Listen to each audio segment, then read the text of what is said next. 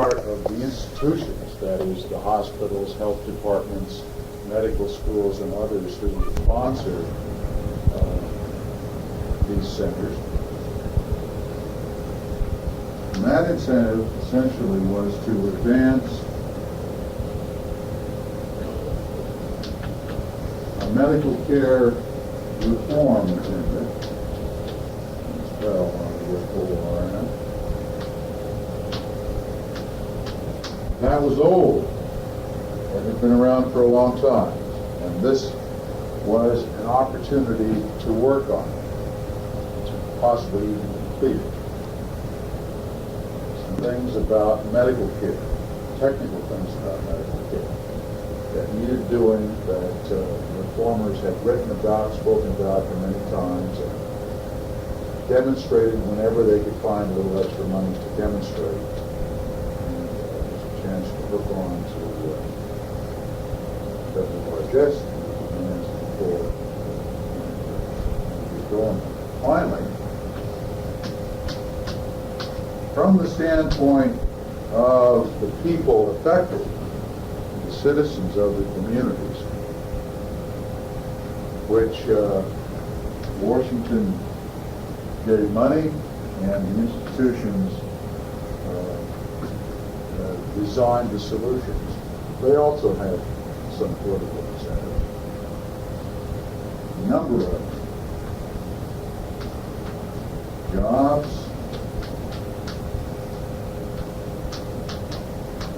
housing, welfare, schools, and perhaps health. Approximately in that order. Approximately in that order.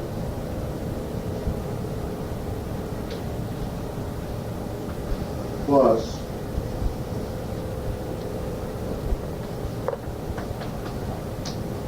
they wish to share in political power. The important thing to understand is that usually health on their agenda, while not unimportant, occupied in the order of things a place rather far down the list compared to these other things.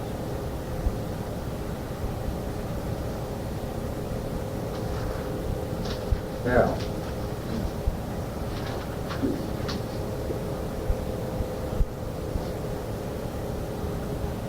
the politicians wanted something done for reasons other than things that the neighborhood health center would be set up to do. The people wanted things done for reasons by and large other than what the neighborhood health centers would be set up to do. The institutions wanted things done for reasons that the neighborhood health centers were set up to do. It was then a matter of convincing powers that be on the fair political level and the powers that be in the indigenous community that the neighborhood health center could indeed, one way or another, suit their agendas as well as their agenda. I want to begin by, I think John will have more to say about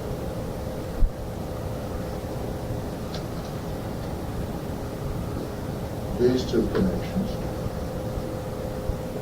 I want to talk a little bit about what that agenda was. And give you a little bit of a historical background into the origins of the neighborhood health center concept, and maybe a brief accounting of its rise and decline. It's hard to say its fall, although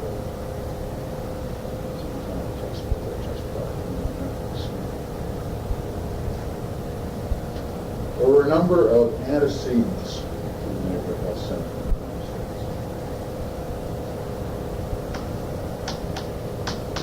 Some of them are direct and some of them aren't that direct.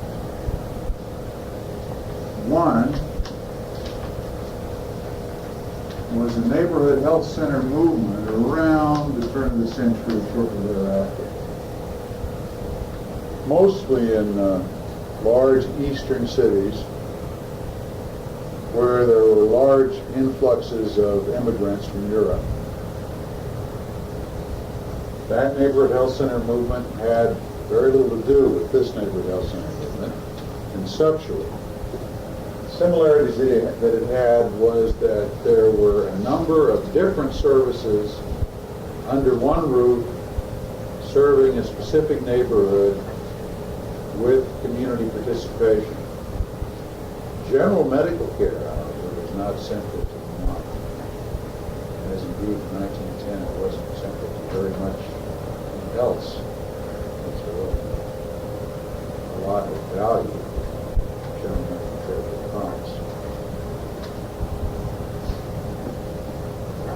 Inasmuch as health was a part of that first movement, it was more in terms of environmental sanitation, education about nutrition, personal sanitation, and the kind of things on the health level that public health authorities would tend to be most concerned with. But it also involved a major amount of personal social services and education as well. That kind of movement died out later, but was related to another movement, the child welfare movement,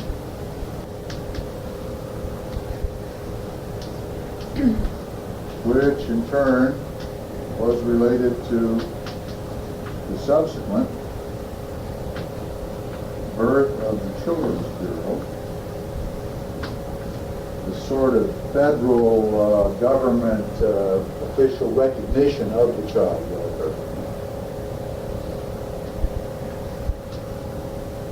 That's one train of antecedents. Another one is later on, along in the back of the 20s and 30s.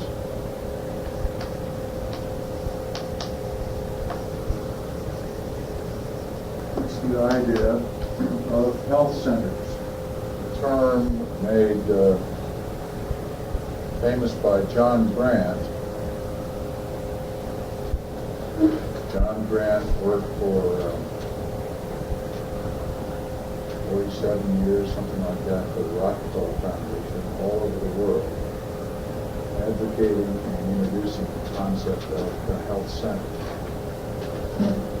The health center was designed for mostly underdeveloped nations, underdeveloped areas of the world, and it was essentially a public health center, except that, unlike in the United States, public health center could not separate preventive services from curative services. Its main primary purpose was preventive services, but it had to include curative services as well. Introduced health centers to India, China, some African countries, some Latin American countries, and toward the end of this career, very well established network of health centers in Puerto Rico.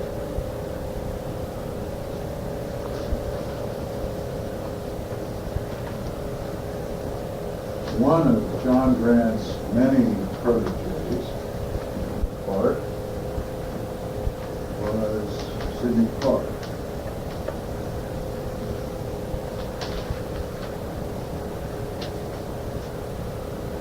Over to John Castle.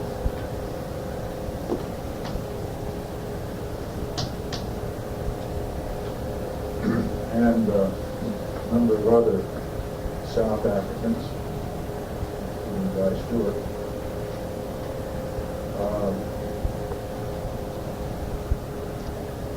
Began a demonstration of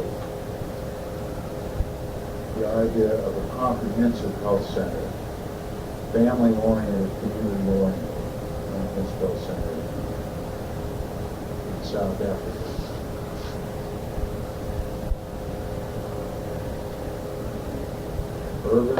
Urban location and a rural location.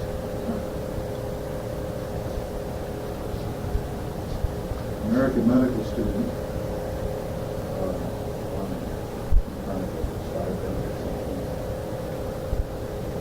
Makes money to go over and spend a period of time.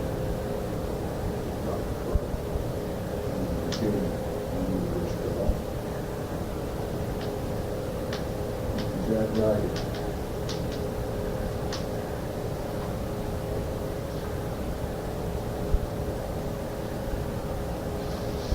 John Grant had other influences.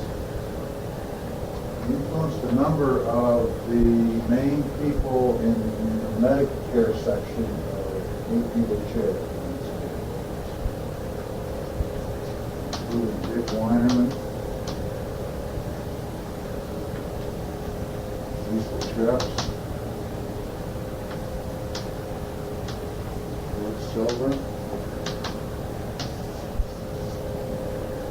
all of whom later became involved in writing the guidelines.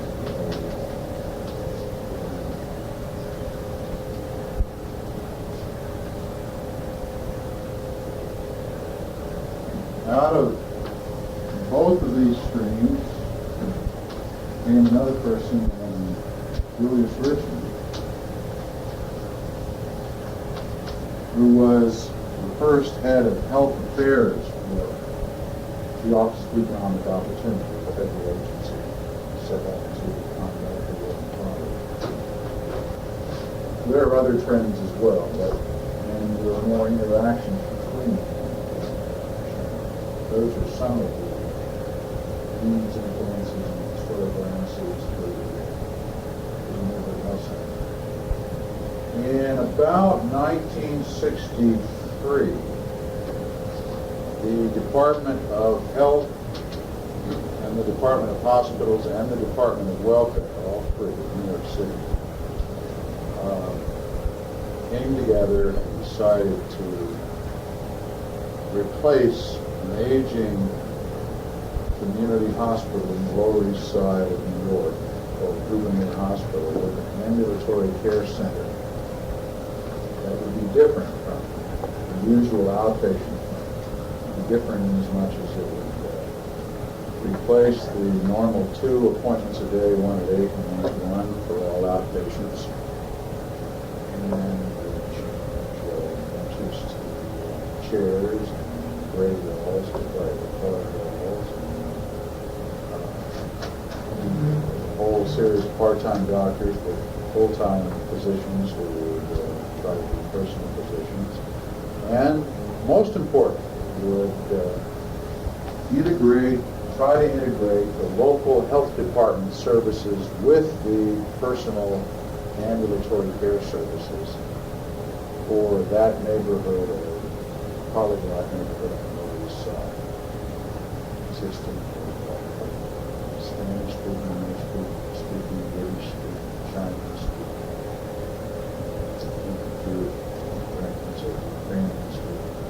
speaking, people. Funded by the New York Department of Health and Hospitals, sponsored by Beth Israel Medical Center, Assistant Chef Virginia Director. He and the others involved were also consultants to Dr. Richmond and the others at OEL, first health centers, with the idea of health centers. A little bit later, Jack Geiger with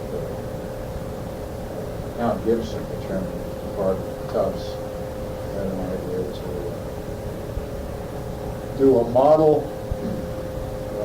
neighborhood-based ambulatory care program, freestanding ambulatory care program, model as nearly as possible on Clark's ideas in South Africa, in a housing public housing development.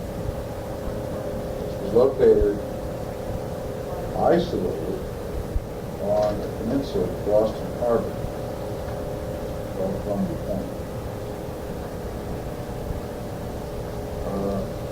At nearly the same time, the director of the Health and Hospitals Department in the city of Denver, wondering how to integrate the hospital's part, which provided the bulk of the ambulatory care for poor people in Denver, and the services of the public health department, for which he also had responsibility, integrate those on the neighborhood health center. Came up with an idea for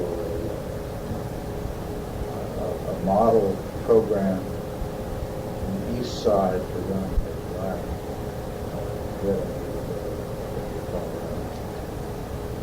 near the same time occurred the Watts riots, which was the first of 3 or 4 straight years of conflagration in black urban communities across the United States.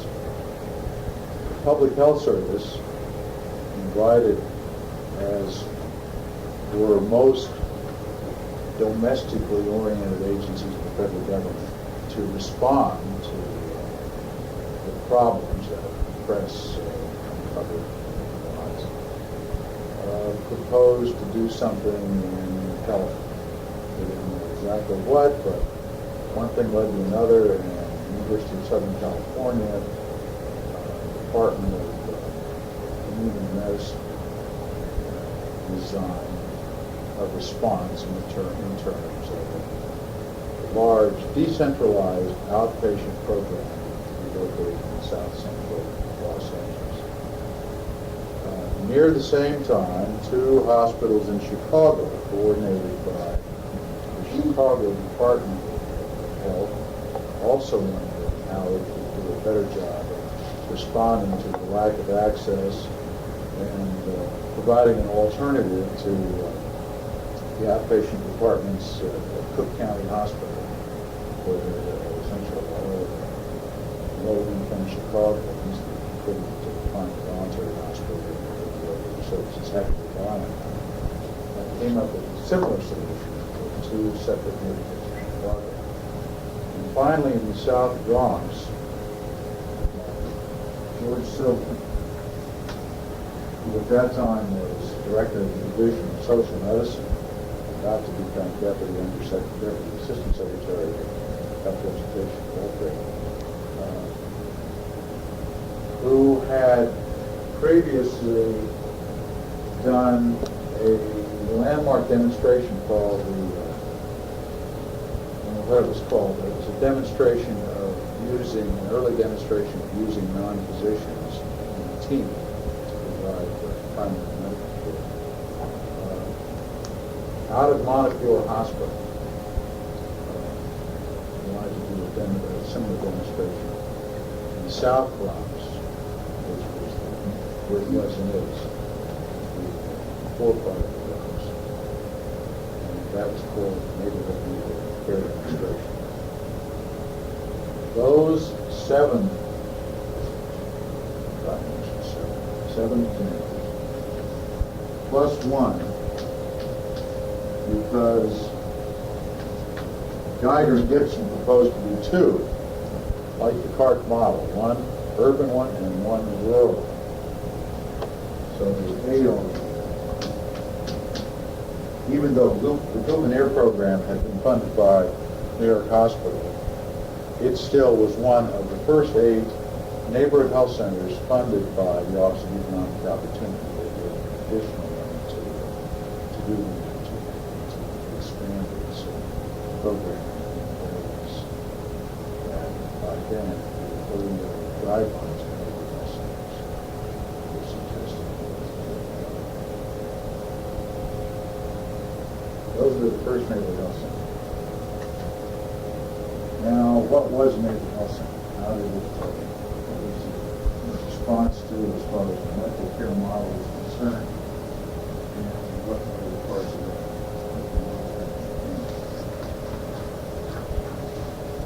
I'll first of all, it began with comprehensive ambulatory care. Comprehensive both in terms of physical facility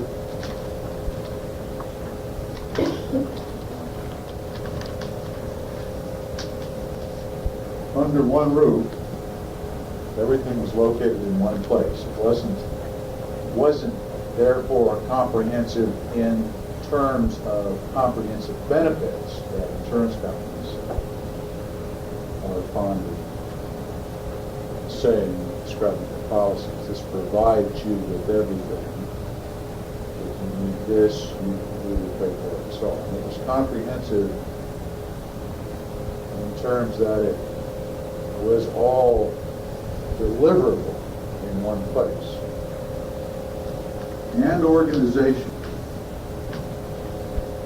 in one program, not just under one roof, which, by the way, the first neighborhood health center movement around the turn of the century was under one roof, but it tended to be, we will bring a branch of this agency, of this settlement house, of this school, of this particular voluntary health agency, and make it all available under one roof, but with essentially being branches of a number of different agencies. The idea was under one roof, yes, but also under part of one single organization.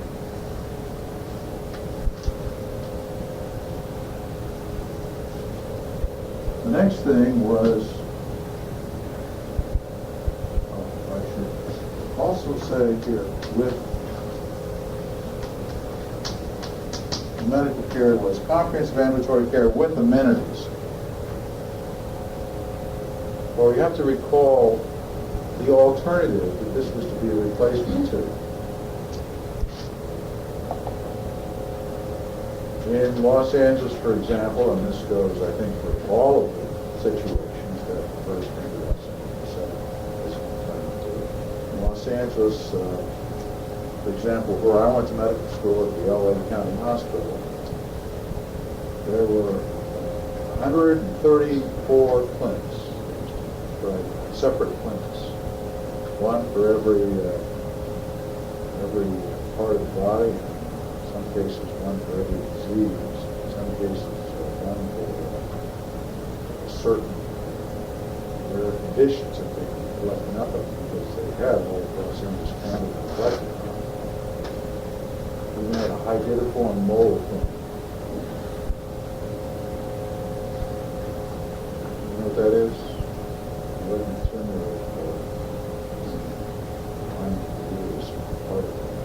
Which they proudly pointed to as the only one in the world. That's all they saw. I suppose it really wasn't that was important because hydatiform mold was said to be endemic in China. China was also having that. But with the and the public transportation system in Southern California was and is the worst in the United States. Buses been very well. It's frequently once every 2 hours. So it's a public transportation from the borough. That's what the poor actually rely on. We don't run to the LA County Hospital, or downtown LA, to another hospital. So it was not it was common. People would spend all day to be checked for their chronic obstructive pulmonary disease, get prescriptions rewritten for Taylor. Only to have to come back next week or 2 days later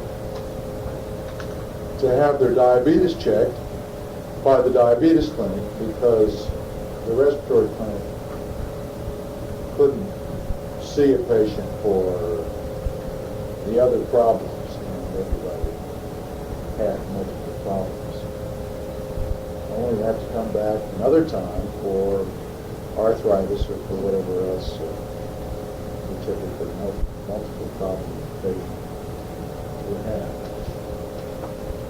And check in at 8 in the morning, because that's when the appointment is made for. And then be seen with the maintenance goal and clinic coordinator with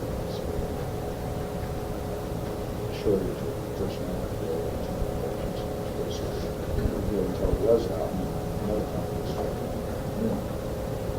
And everyone's second benches and forward. So humanities meant appointments, no more benches, better decoration, individual physicians who had a relationship with the patients, and so on. All the kinds of things that poor in urban areas didn't have at that time. Okay, the next thing was the idea of the primary care team instead of the individual doctor, or rather in addition to or surrounding the individual doctor. To make the care comprehensive, the idea that there might well, to your problem, be assigned a nurse, a social service person, possibly 2 physicians, pediatrician for the kids, etc. The idea. The idea of outreach. Outreach simply meant that there was somebody from the neighborhood health center that would be concerned with you between the times you were there for personal care and be concerned with you even if you never came for personal care. Home visitors. New kinds of personnel were invented, described, trained, family health workers. Kind of indigenous person from the community who was trained to be a combination public health nurse, social worker at a lower level, training member of the team, and so on. Finally, not finally, 4, community participation. In policy making for the center, the idea that there would be a board made up of people who lived in the neighborhood served, who would ultimately call the shots or participate in calling the shots about how the program would look, how it would change from time to time, etc. And then finally, community health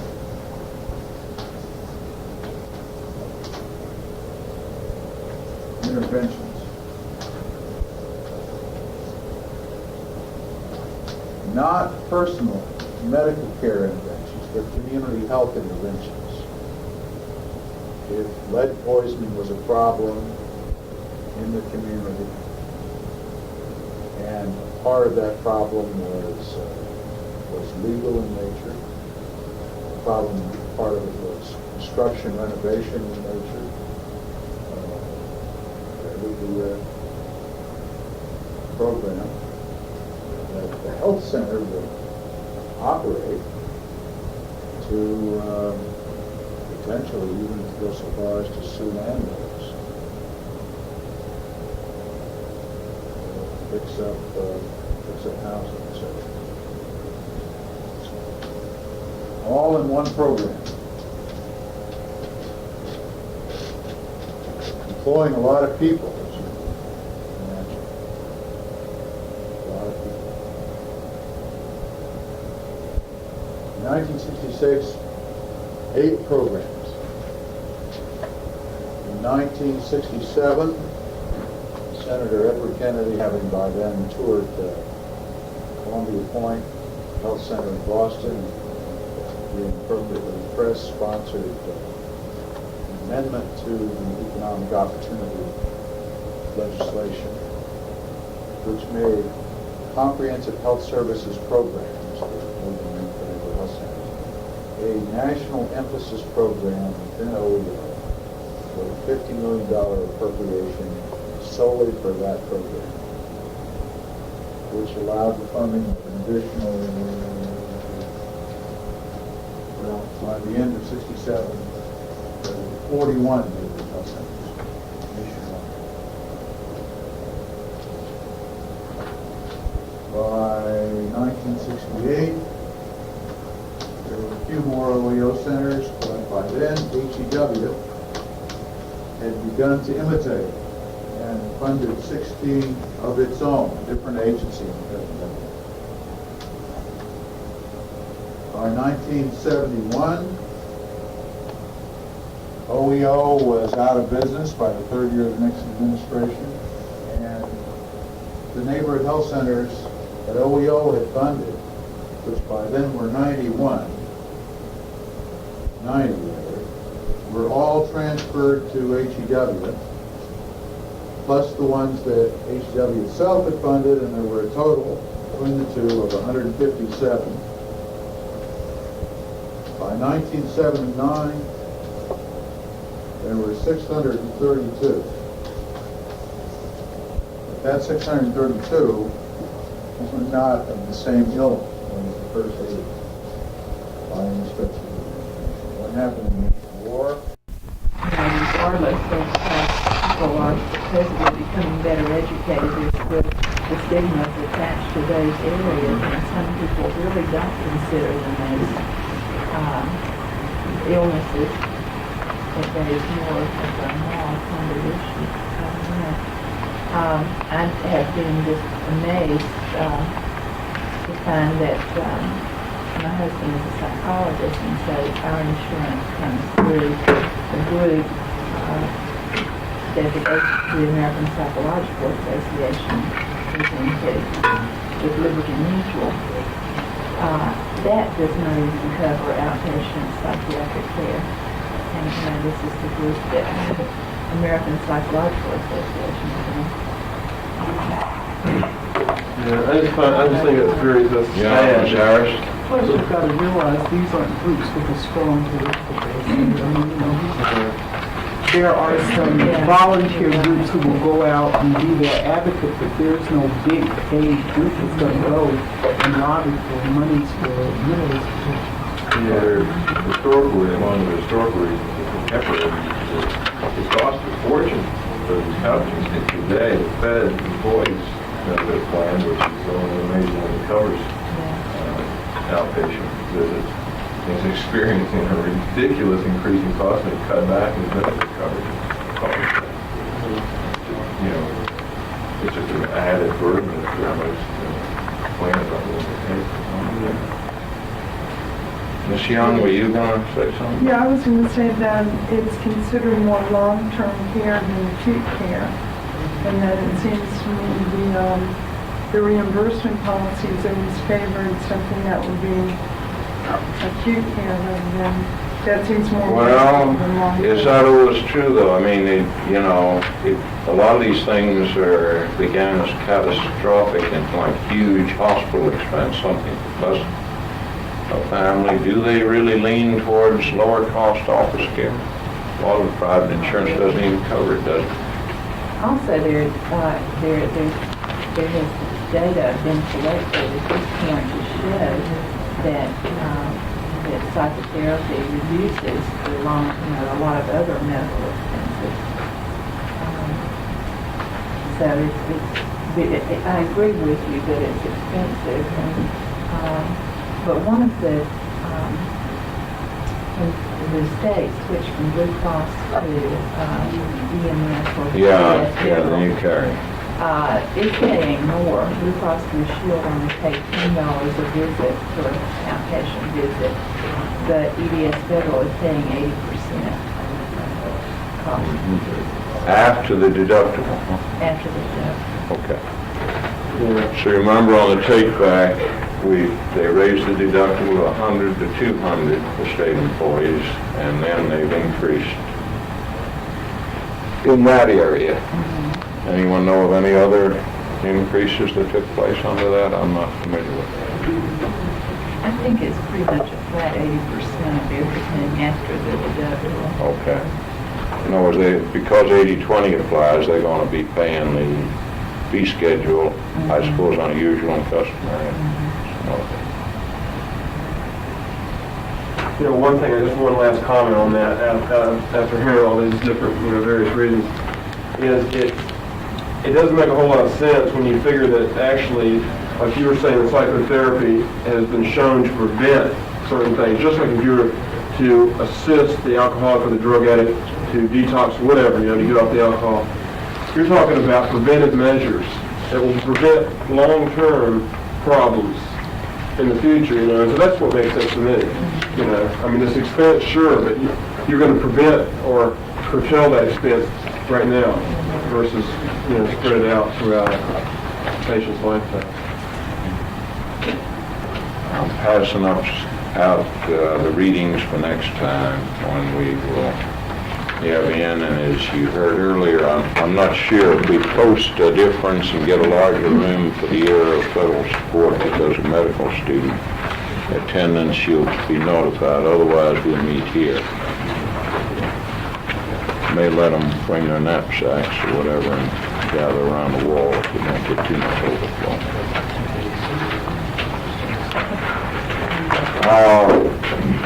Barbara Matula is the head of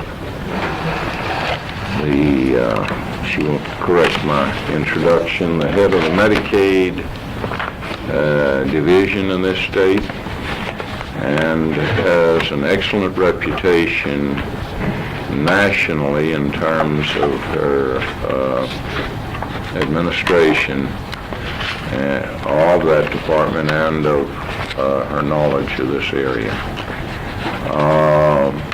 Ms. Matula, amongst other things, we did give out some gross examples of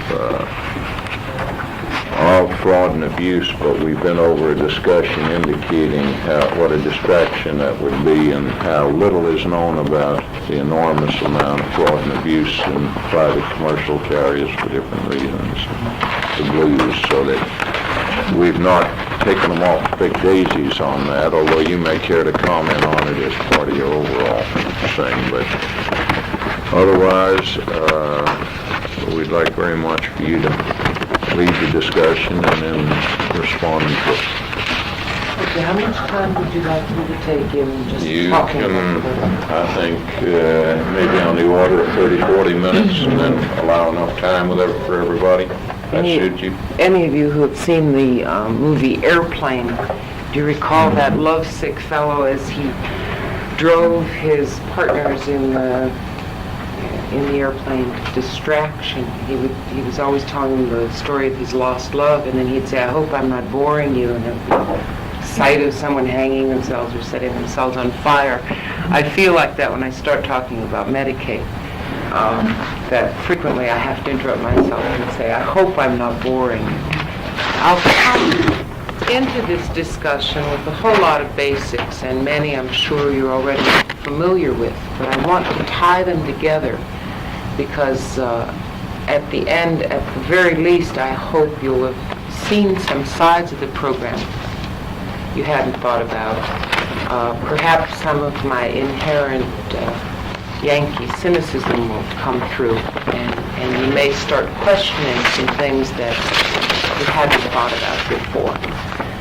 I told my husband I was coming, and I said, maybe I'll do something different this time. Maybe I'll just talk about the good things in Medicaid. And he said, well, that should make for a very short talk. And that's how I hope to change you, and in fact, to prove to you that there's much more good about it than bad. We decided on calling it Filling in the Gaps, because if no other fact comes out of this next hour or so, I hope you'll see that Medicaid has been called on federally, state, locally, to fill in the gaps in more ways than just providing dental care.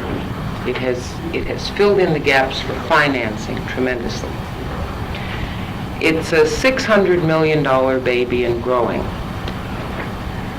Secretary of the Department of Human Resources is going before the legislature tomorrow. A little group wants to know if we can cut it 3%. And she said, now Barbara, how fast is that growing next year? Is that another 60 million or 80 million? I said, oh, really doesn't matter. We do talk in very large and round numbers, not because we are so casual about it at a time of very tight federal and state dollars, but because you cannot predict with accuracy the mix of people that will be eligible for Medicaid.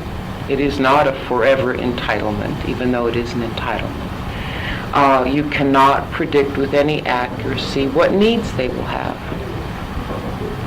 So we try not to get so precise that our numbers would put us in a box, because under the rules of an entitlement program, everyone who becomes eligible and meets the criteria and demands a service or needs a service will get it if it's a covered service.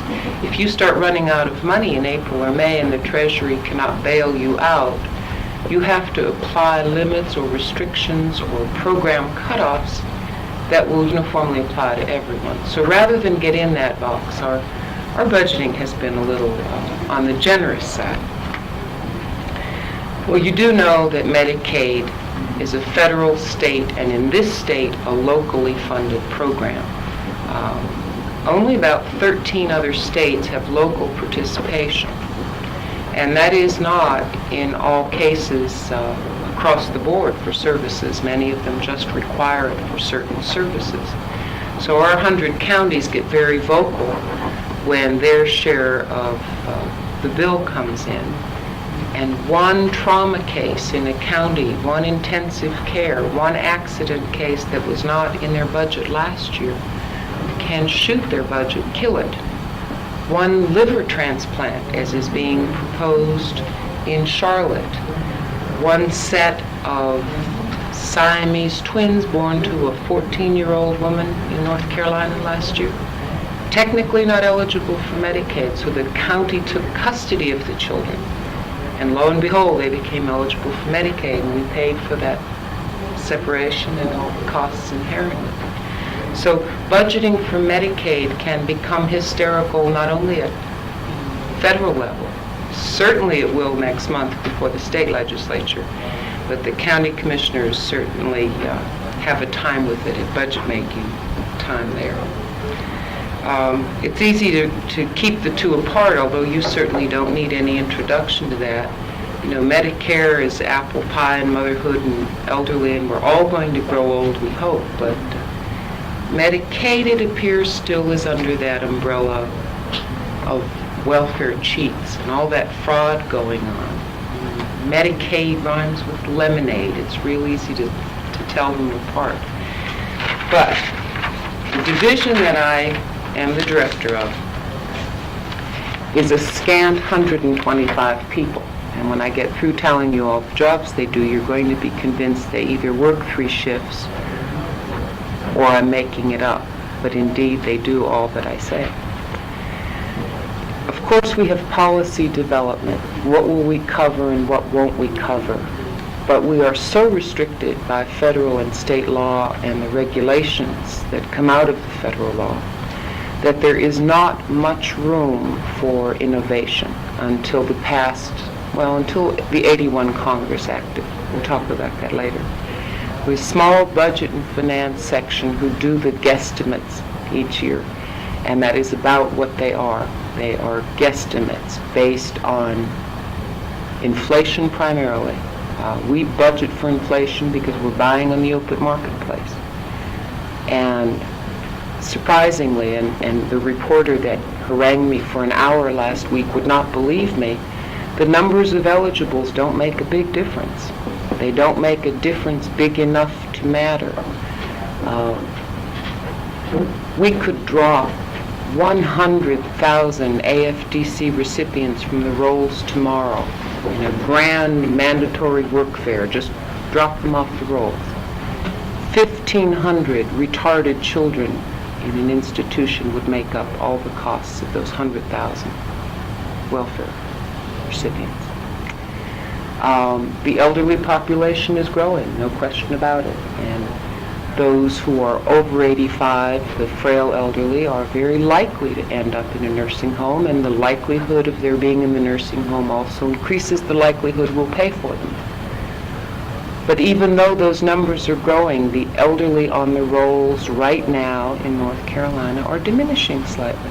Can't explain that. It may be that all of those fraud and abuse efforts that were aimed at transferring property, personal assets, savings accounts, and so on to keep people from doing that just to become Medicaid eligible have worked. And what that's doing is if a parent does transfer real property or assets to a relative, to a child, and does not get the fair market value for that for a certain period of time, they are ineligible for Medicaid. So if they should need nursing home care in that period of time, Medicaid would not pick it up. But that's the only explanation that I can attribute to the decline in Medicaid eligibles as compared to the increase in North Carolina in the elderly. We have a section that deals with nothing but reporting requirements. And I heard a number that was so outrageous at a meeting with healthcare financing officials in Baltimore this winter. It was so outrageous that it doesn't even bear repeating except for a laugh, but they said something, it was either 46 or 98, and it doesn't really matter. Million man-hours a year are required to produce data for the department. That's from government levels, from private citizens, from providers filling out forms. Such a silly number that I would be embarrassed if I were they to admit it, and then OMB wants them to cut their reporting requirements by 2 million man-hours next year. Whoopee. You know, that's really fantastic. When you consider how much of those hours represent providers billing for reimbursement from Medicare or Medicaid, and you realize how much of those now are automated. But our statistical section would verify that all those burdensome, onerous reporting requirements are real. We have to have a report that takes our program apart in every way, shape, or form, and none of it's useful. It's always on the federal fiscal year. We're interested in either a calendar year or a state fiscal year. We can never make the data match legislative requests. We can never make the data match anything, but nonetheless, we do this constantly. We have a small section for recipient services.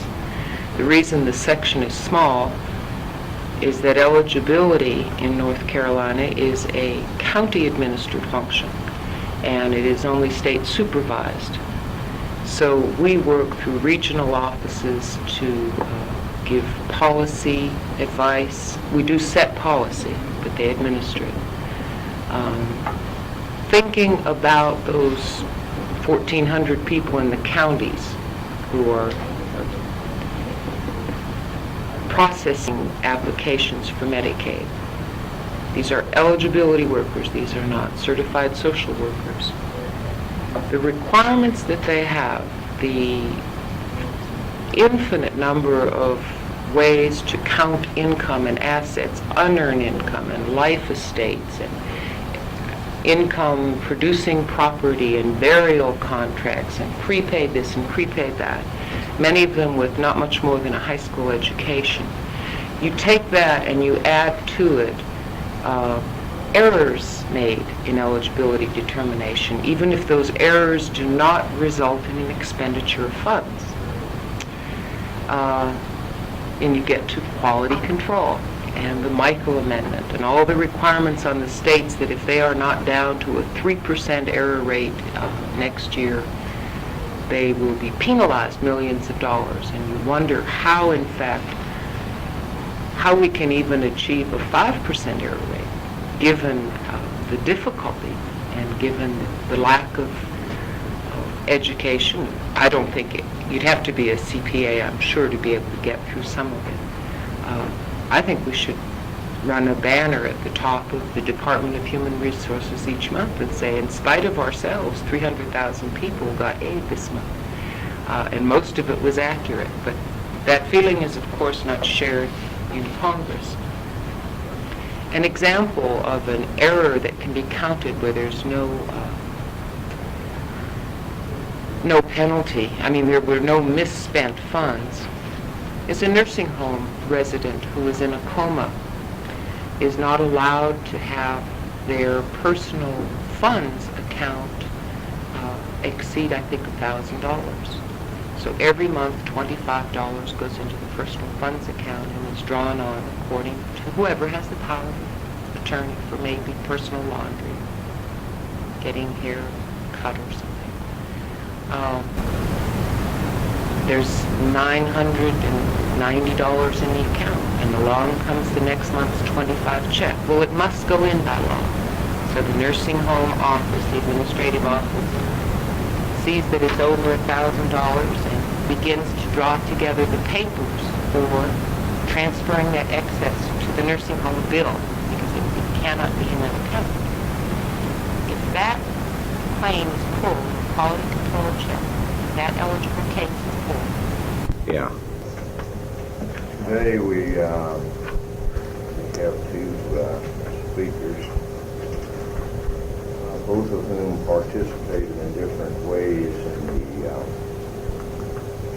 events of the 1960s and 70s that had a very large impact on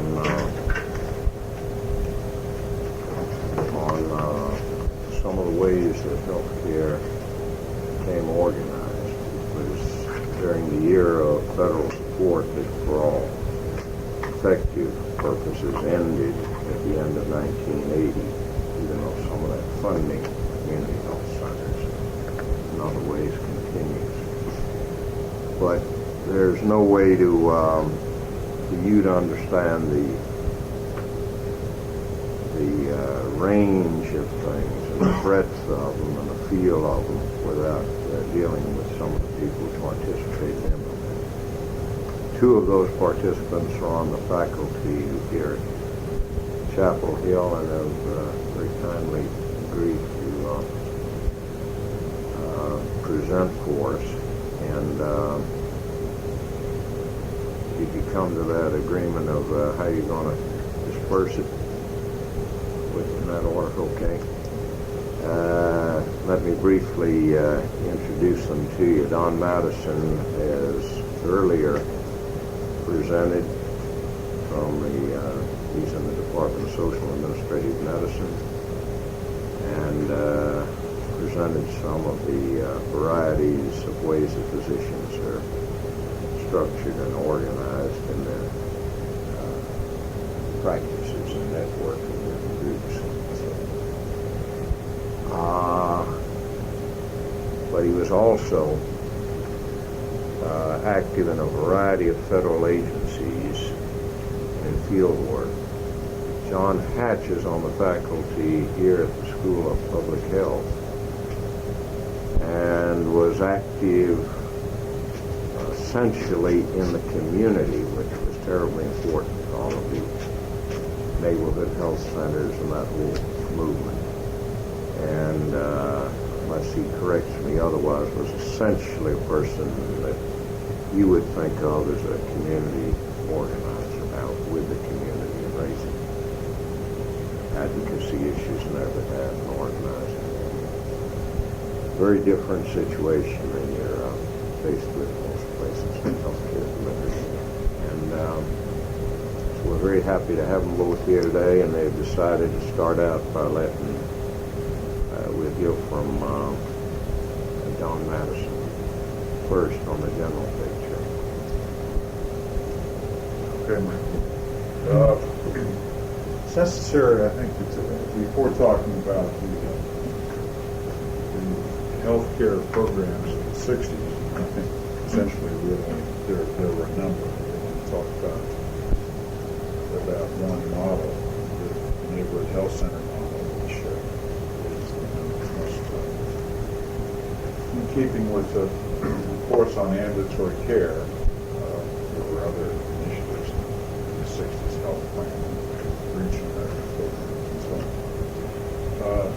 necessary first, I mean, to review very briefly the political milieu and spirit out of which these things grew. First of all, in the political environment in the 60s, there are two main things to keep in mind. First, there was commitment, general commitment to equity, commitment in response to demands, but going beyond just a response to demands. The commitment to equity was manifest in Peace Corps, the idea that people in less advantaged societies should have some degree of opportunity to come a little closer to our society. In the civil rights movement, equity in voting, protection of the laws of the land. And finally, after Michael Harrington's book, The Other America,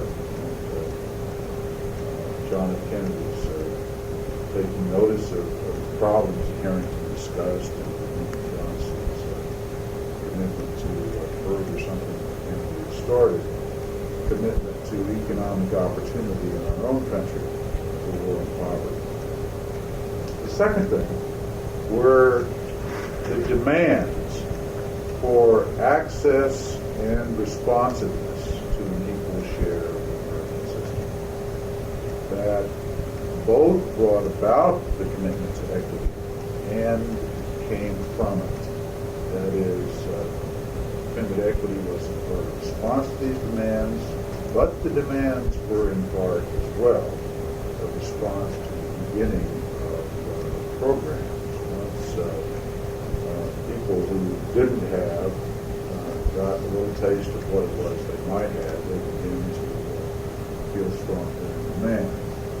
Now, in terms of health, I want to mention just a few things that happened in the 0 and 1 that we talked about.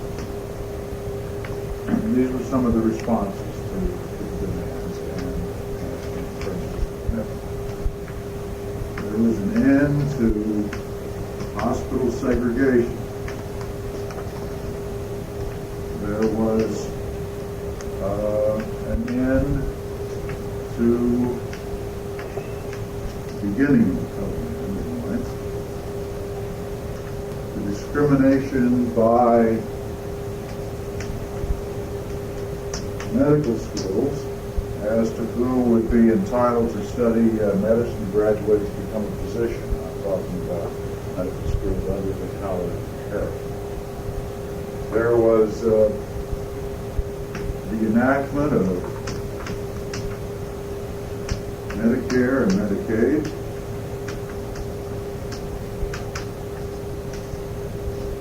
Entitlement to financial assistance for elderly people and those that were medically needy and totally impoverished.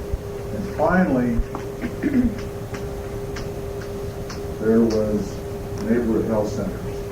And under neighborhood health centers, I mean essentially all of those initiatives for primary care to disadvantaged people, disadvantaged economically and disadvantaged in terms of access, that were supported from the federal government by project grants.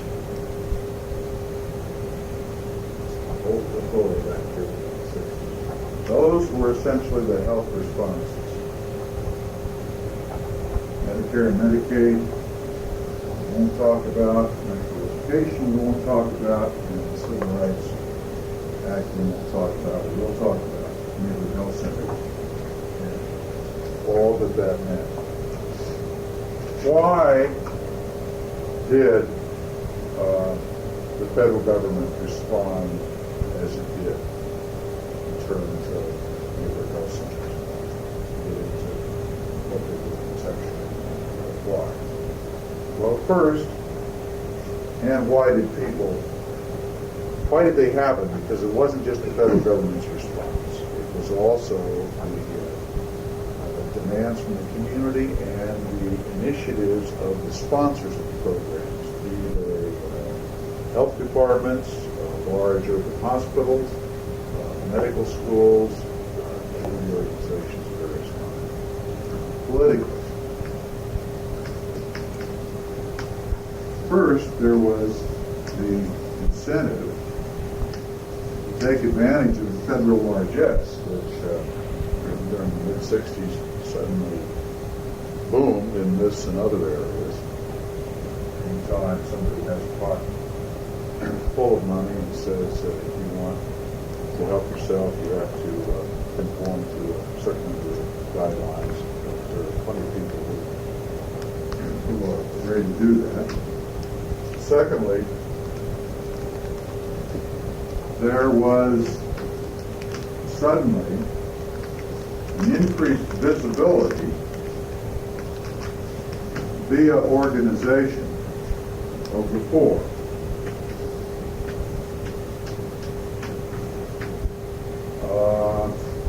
Through CAP agencies, community action programs, which were in the first instance funded by OEO, but essentially developed groups of citizens of low-income neighborhoods that could make their voice felt. Through civil rights movement and spin-offs thereof.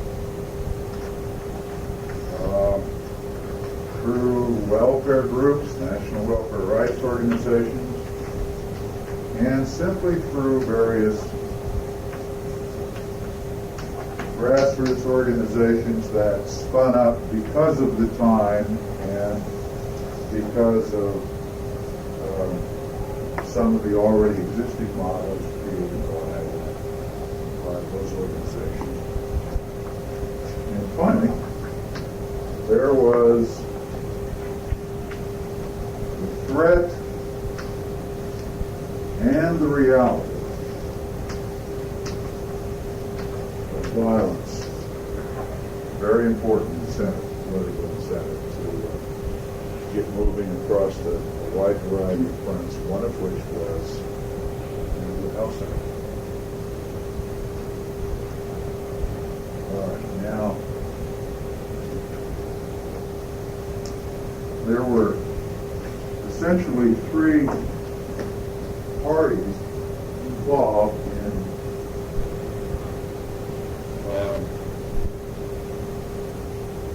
the neighborhood health center as one of several solutions to the problems of poverty and the demands of those in poverty, and the commitment to do something about it from those who call the shots on the national level. There was an incentive for the politicians to move, and the incentive essentially was to